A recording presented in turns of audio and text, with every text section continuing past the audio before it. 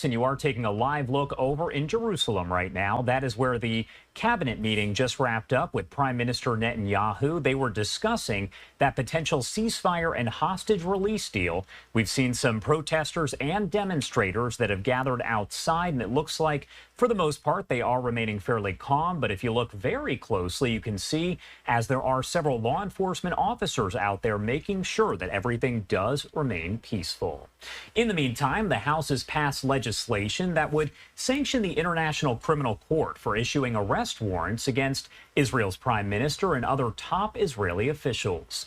The War Crimes Court's prosecutor announced last month that he would seek a warrant for the arrest of Netanyahu, other Israeli officials, as well as some within Hamas. The House passed the measure by a vote of 247 to 155, attracting support from 42 Democrats. Many Republican lawmakers calling the International Criminal Court a, quote, kangaroo court. Congressman Mast, a Florida Republican, is a co-sponsor of the bill and joins us now live to discuss all of it. Thank you so much for taking the time to be here with us today. Glad to join you. All right, so first off, I do have to ask, can you explain to me what it is that this legislation really does overall? Members of the International Criminal Court that were a part of this effort to try and extradite Prime Minister Netanyahu or any other major U.S. ally that this could happen to in the future, they would be sanctioned in the form of they would be deported from the United States of America, their families. They wouldn't be able to travel to other places, as some of the examples of what would occur under the sanctions against these individuals that are part of the ICC. Let's start also with talking about the ICC in general. When they did announce that they were going to issue arrest warrants for Netanyahu, other top Israeli officials, what were you thinking? What was the first thing that went through your mind? Did you really expect it? We knew that they were working on it. Wholly political, just pandering to a political movement that's going on in various places, not rooted in truth. And again, dealing with a court that literally has no jurisdiction over any sovereignty across the world, certainly not over the United States of America, not over Israel, not over the leaders of our country, and not over any other major U.S. allies. They have no jurisdiction.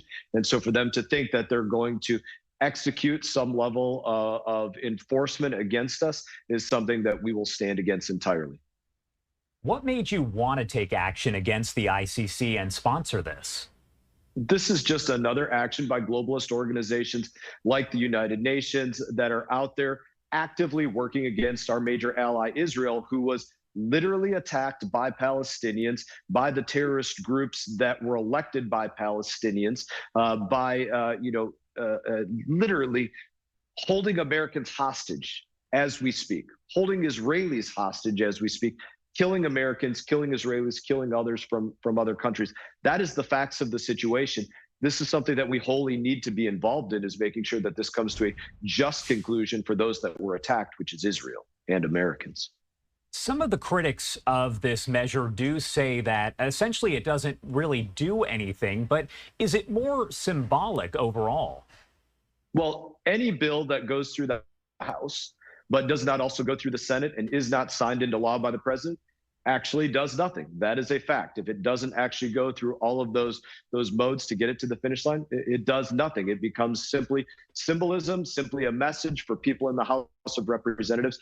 Initially, this was a piece of legislation that Republicans and Democrats were all working on together in conjunction with the White House. In this last couple of days, the White House pulled back and said they wanted nothing to do with this and that they were going to veto this if it did actually go through the House and the Senate, which was a 180-degree turnaround from where they were initially when we all worked together.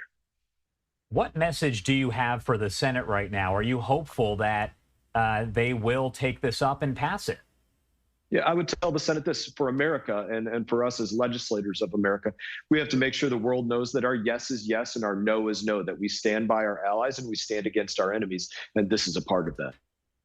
Netanyahu expected to address Congress in the coming weeks. What do you expect the reaction to be overall on both sides, and what do you want to hear from him?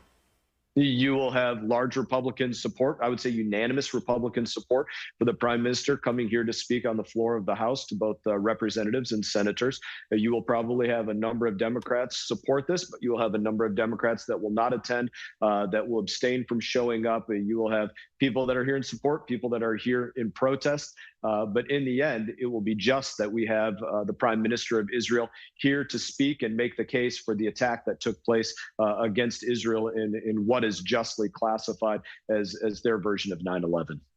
My last question for you before I let you go. Do you think that America overall is doing enough to show its support for Israel? America in the executive branch certainly is not.